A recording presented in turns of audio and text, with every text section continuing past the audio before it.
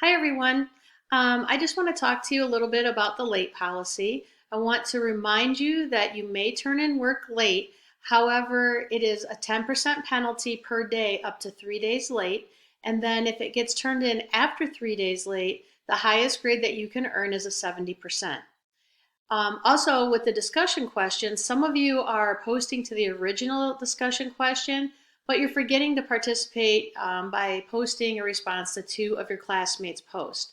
Now, it could be my post too. I will go in and continually post questions within the discussion forum just to kind of keep the discussion going and have a little bit deeper thought process going on while we're in the particular week's discussion forum. But you need to respond to the original question and then two of the peers or two of my posts in addition to that.